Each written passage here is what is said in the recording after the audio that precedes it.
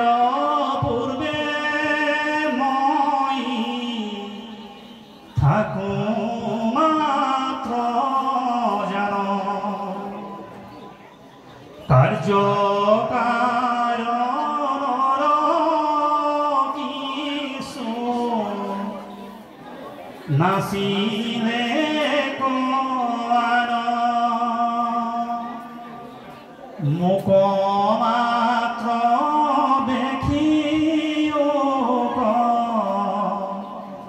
সৃষ্টিৰ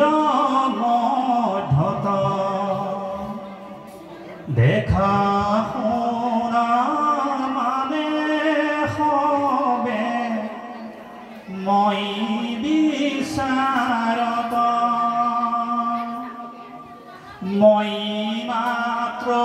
অৱশেষ থাকো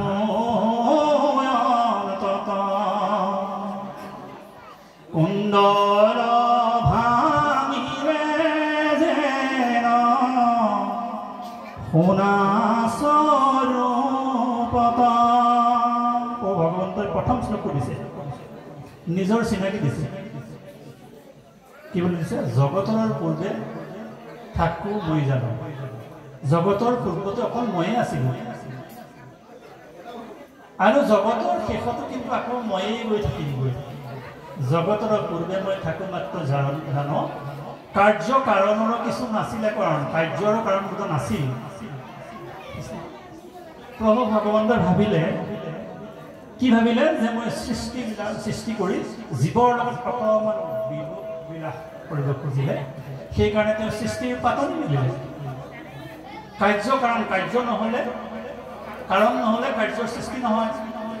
কিবা এটাতো কাৰণ লাগিব প্ৰভু ভগৱন্তই ভাবিলে যে মই মোৰ উদৰত থকা জীৱসমূহক বাহিৰ কৰি আকৌ মই জীৱসমূহৰ লগত বিনোদ বিলাস কৰিবৰ মন গ'ল সেইকাৰণে প্ৰভু ভগৱন্তই ব্ৰহ্মাক ক'লে যে মই সৃষ্টিৰ আদিতো ময়েই আছোঁ আৰু শেষতো গৈ ময়েই থাকিমগৈ মোৰ ব্যতিৰেকে আৰু সংসাৰত একো নাথাকিব মোক মাত্ৰ দেখি সৃষ্টিৰ মধ্যত যিমানবিলাক তুমি আজি দেখি আছা সমস্তখিনি কিন্তু ময়েই ইয়াত যিমান ভকত বৈষ্ণৱ গোট খাইছে সকলো শুদ্ধ প্ৰভু ভগৱন্তৰ ওচৰৰ পৰা আহিছেনে আপোনালোকৰ বাৰু সৰু এটা কথা আমি সোধোঁ আমি কিছু আখ্যান বা কথা আমি ক'ব লগা হয় ভাগৱতৰ ধাৰাটো অব্যাহত আৰু সহজ সৰলকৈ বুজাই দিয়াৰ মানুহে কোৱা হয় ধৰি লৈছোঁ আপুনি আমেৰিকালৈ গৈছে ধৰি লওক তেতিয়াতো আমেৰিকাত চবেই ইংৰাজী ভাষাতে কথা ক'ব নহয় জানো ইজনে ইংৰাজীতে কথা পাতিব আপুনি আৰু ধৰি লৈছে আপোনাৰ পৰিবাৰ দুয়োবাৰ আমেৰিকা গ'ল আমেৰিকাততো চবেই ইংৰাজী ভাষাত কথা পাতিছে আপুনি আৰু বজাৰত ঘূৰি ফুৰিছে কাৰো লগত মনৰ কথা পাতিবলৈ ভাষা বিচাৰি পোৱা নাই বিচাৰিটো নাপায় আমি পাতিব লগা হ'লে দুয়োগৰাকীৰ মাজতে পাতিব লাগিব কাৰণ আপুনি ইংৰাজী ভাষা নাজানে সেইকাৰণে আপুনি আইগৰাকীৰ আপুনি কথা পাতি বজাৰ কৰি ঘূৰি ফুৰিছে গোটেইখন তাৰ মাজতে হঠাৎ আপুনি বজাৰ কৰি ঘূৰি ফুৰোঁতে মাজতে দুজন মানুহ পাৰ হৈ গুচি গ'ল আপোনাৰ কাষেদি দুইজনে অসমীয়াত কথা পাতিছিল আপুনি বজাৰ কৰি ঘূৰি ফুৰোঁতে দুজন ব্যক্তি পাৰ হৈ গ'ল যি দুজনে অসমীয়াত কথা পাতিছে তেতিয়া আপোনাৰ মনটো কেনেকুৱা হ'ব বাৰু জোৰে বস্তু ততে এৰি এই মানুহকেইজনক বিচাৰিব লাগিছে তৎক্ষণাত আপোনাৰ মনটো যাব যে মানুহকেইজন ক'ৰ মানুহ এইটো অসমৰ মানুহ হয় এই মানুহকেইজন পাৰ হৈ গ'ল যে এইকেইজন অসমৰ মানুহ মোৰ ঘৰৰ ওচৰৰ মানুহ হ'ব পাৰে বাকী বস্তু কিনো নিকিনো সেই মানুহকেইজন বিচৰাত আপুনি লাগি যাব কেলে সেই মানুহকেইজনে আপোনাৰ ভাষা পাতিছে আপোনাৰ যিটো ভাষাত আপুনি কথা পাতে সেই কথাটোৱে পাতি আছে সেইকাৰণে সেই মানুহকেইজনক পাবৰ কাৰণে আপুনি ভাবিত হৈছিল তদ্ৰূপ আপোনালোকে আজি ভাবক আপোনালোক ভাগৱতৰ ওচৰলৈ আহোঁ বুলি অহা নাই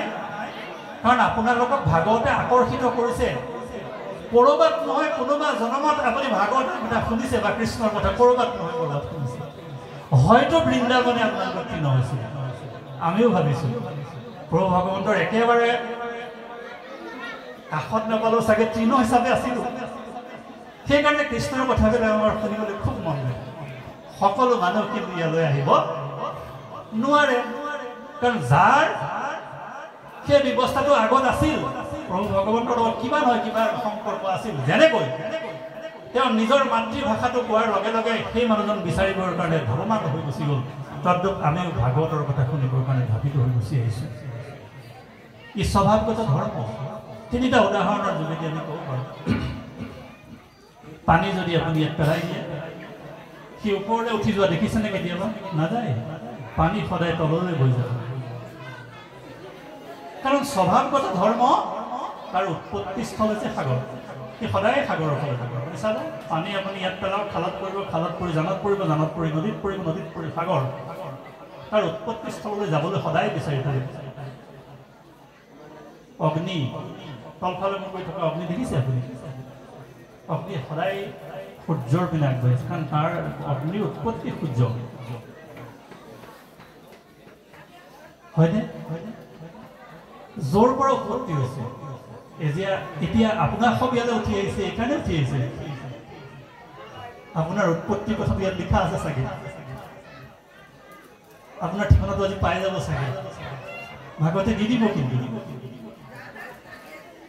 ভাগৱতত আপোনাৰ সম্পূৰ্ণ উত্তৰটো লিখা আছে আপোনাৰ ঠিকনা আপুনি ক'ৰ পৰা আহিলে কেতিয়া ক'ত আছে আৰু ক'লৈ যাব এইকেইটা প্ৰশ্ন আটাইতকৈ ডাঙৰ প্ৰশ্ন পৃথিৱীৰ একমাত্ৰ প্ৰশ্নটো মুখ্য প্ৰশ্ন মই কোন মই এতিয়া ক'ত মই কি কৰিব লাগিব 100 বছৰ পাছত মোৰ এড্ৰেছটো কি হ'ব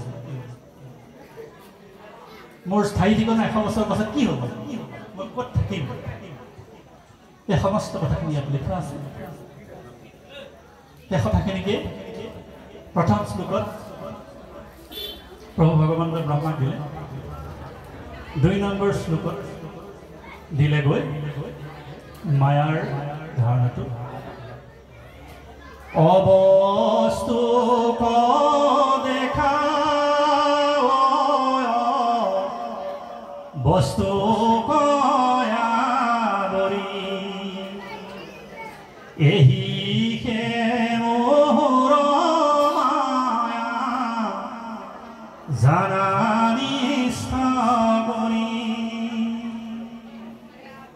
নথাকি তো দেখি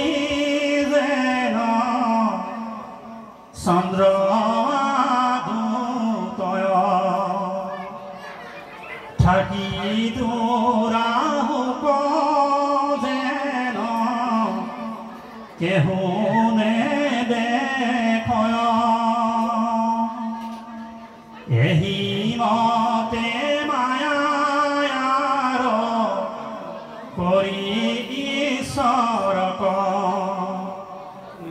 আশাৰ বিষয় বস্তু দেখাও জীৱ 2 নম্বৰ শ্লোকত মায়াৰ সংজ্ঞা দিছে মায়া কি বস্তু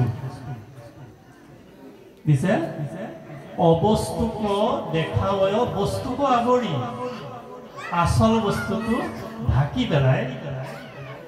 এটা এখন মায়া পৰ্দা সৃষ্টি কৰি এটা ভ্ৰম সৃষ্টি কৰি ৰাখে মায়াৰ সংজ্ঞাটো আৰু অকণমান আগলৈ গৈ দিওঁ যিটো উদাহৰণ অৰ্জুনক প্ৰভু ভগৱন্ত কৃষ্ণই দিছিল মায়াটো এনেকুৱা যেনেকৈ আপুনি ৰাতি কেতিয়াবা গাড়ী চলাই বা মটৰচাইকেল গৈ থাকোঁতে আপুনি হঠাৎ এডাল ৰছী দেখা পাই গ'ল ৰাস্তাতে টৰ্চৰ পোহৰত অকণমান সময়ৰ কাৰণে সেই ৰছীডাল সাপৰ নিচিনা লাগি যায় আপোনাৰ চাবচোন সকলোৰে হয় টৰ্চ এটা মাৰিলেও দেখিলে আপুনি সাপৰ নিচিনা লাগি গ'ল আৰু সেই মুহূৰ্তত সৰ্পৰ সমস্ত গুণ কিন্তু সেই তাত বিৰাজমান হৈ গৈছে সাপটো যেনেকুৱা সাপ যেনেকৈ থাকে সাপৰ আকৃতি যেনেকুৱা চব আপুনি এই ৰছীডালটো দেখা পাই যাব অকণমান সময়ৰ কাৰণে তাৰ পাছত অকণমান বিশ্লেষণ কৰক এডাল সাপ হয় নে ৰছী নে সাপ ভালকৈ চালে আপুনি দেখা পাব এইটো সাপ নহয় ৰছী হে তদ্ৰূপ আমি সমস্ত কিন্তু জীৱ প্ৰভু ভগৱন্তৰ অংশ কিন্তু আমাৰ এনেকুৱা লাগে এয়া যেন মোৰ মাতৃ, এয়া মোৰ ভাতৃ, এয়া মোৰ পত্নী, এয়া মোৰ পুত্ৰ, এইবিলাকৰ নিচিনা কিন্তু লাগি থাকে আমাৰ মনত। কিন্তু এইবিলাক নহয়। সেইকাৰণে অৰ্জুনক কৈছে, অৰ্জুন তুমিনো ইমান দুখ কেলে কৰিছা? পৃথিৱীলৈ তুমিনো কি হেৰুৱাইছা?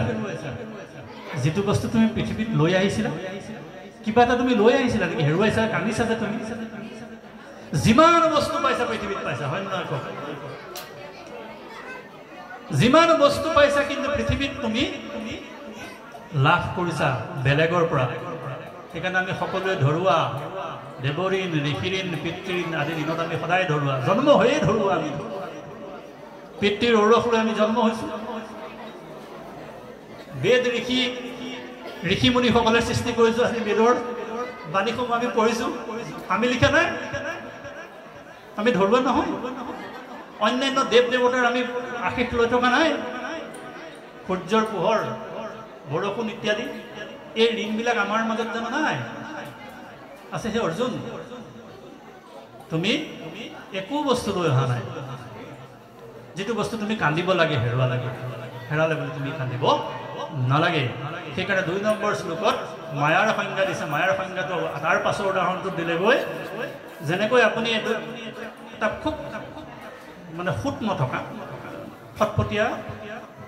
পুখুৰীত যেতিয়া জোনাক ৰাতি, আজি জোনাক ৰাতি, খুব ধুনীয়া সূৰ্যৰ মানে জোনৰ পোহৰটো উদ্ভাসিত হৈ আছে, এনেকুৱা লাগিছিল বৃন্দাবনত কৃষ্ণই ৰাসলীলাৰ কৰাৰ পৰিৱেশ। আৰু এই মুহূৰ্তত আজি কলিৰ আমি আটাইতকৈ উৎকৃষ্ট কৃষ্ণৰ কথা শুনি আছোঁ। আৰু যিবা জানো পোৱা হৈছে, চেষ্টা কৰা হৈছে। গতিকে সেই যে মানে খুব সুন্দৰ পুখুৰীটোত আপুনি 2টা চন্দ্ৰ দেখিবলৈ পাব। আচল চন্দ্ৰ তাত আছে আৰু ইয়াৰ প্ৰতিবিম্ব। আপোনাৰ 2টা লাগি যাব, কিন্তু 2টাটো নহয়। আৰু এই কথাটো আটাইতকৈ বেছি সুন্দৰকৈ দেখিবলৈ পাব আপুনি সাগৰৰ কাষত। যেতিয়া আপুনি চাব, তেতিয়া আপুনি 2টা সূৰ্য দেখে, কেতিয়াবা 2টা সূৰ্য দেখে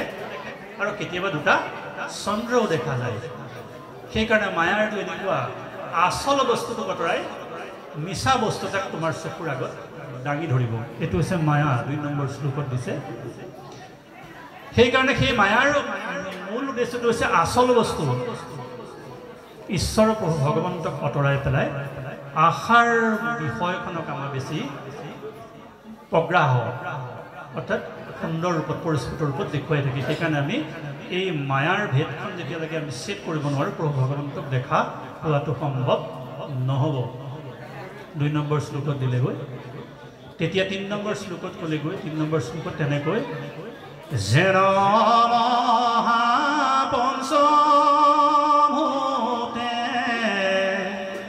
কৰিয়ানি বাস স্থাৱৰ জংগম সদা কৰো প্ৰকাশ। মই যদিও এই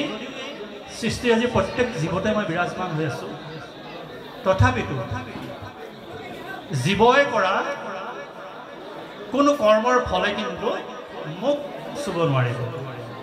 জীৱই কৰা কৰ্মৰ ফল জীৱই ভুগিব লাগিব। প্ৰভু ভগৱন্ত বিৰাজমান হৈ থাকিলেও কিন্তু প্ৰভু ভগৱন্তই তাৰ দুখ গুণৰ ফলাফল তেওঁ ভুগিব লগা নহয়। 3য় শ্লোকত ক'লেগৈ। 4ৰ্থ শ্লোকত ক'লেগৈ, মোক ক'ত বিচাৰি পাবা? মোক ক'ত বিচাৰি পাবা? 4ৰ্থ শ্লোকত কৈছিল, অহেন লোক বিচাৰিবে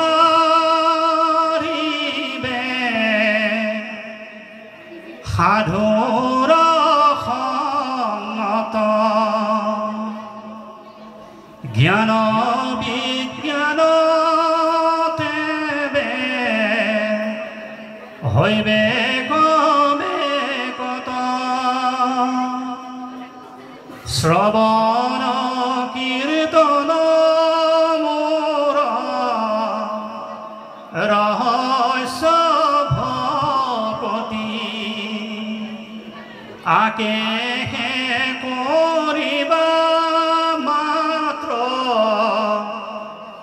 বিবক্ষা সম্প্ৰতি কৈছে কৈ কি বুলি হেন মোক বিচাৰিবে সাধুৰ সংগত মোক বিচাৰি পোৱাৰ একমাত্ৰ জেগাডোখৰ হৈছে সাধুৰ সংগ সেইকাৰণে আমি কলিযুগত আটাইতকৈ শ্ৰেষ্ঠতম জেগা বুলি সাধুৰ সংগ বুলি কৈছোঁ আজি প্ৰভু ভগৱান এইখিনিতে আছে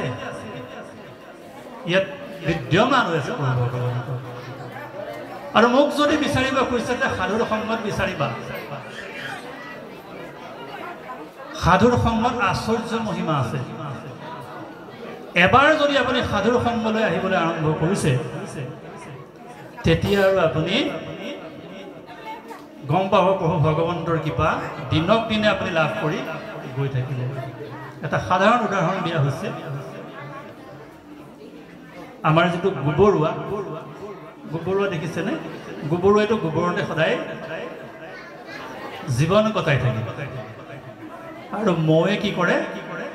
ফুলৰ ৰস খাই ঘূৰি ফুৰে এদিন মৌৱে ক'লে হেৰ গোবৰুৱাকা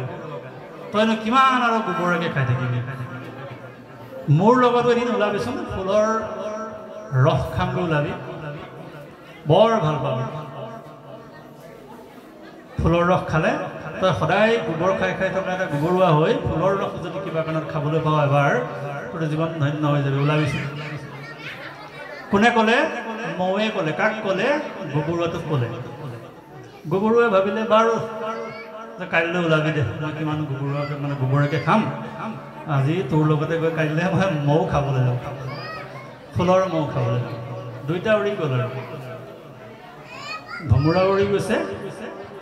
আৰু মৌ উৰি গৈছে আৰু গোবৰুৱা উৰি গৈছে গৈ গৈ পেলাই ফুলত পৰিলৈ মৌৱে ফুলৰ ৰস খাই আছে গোবৰুৱাইও এপাহ ফুলত পৰি গ'লগৈ পৰি গৈ ফুলৰ ৰস খাবলৈ আৰম্ভ কৰিলে ইমান দিন গোবৰ খাই থকা গোবৰুৱাই এবাৰ ফুলৰ ৰস খাবলৈ পায় ইমানেই ফুলৰ ৰস খালে খাই খাই ফুলপাহতেই টোপনি গ'ল আৰু ৰাতি সেই ফুলপাহ জাপ খাই গুচি গ'ল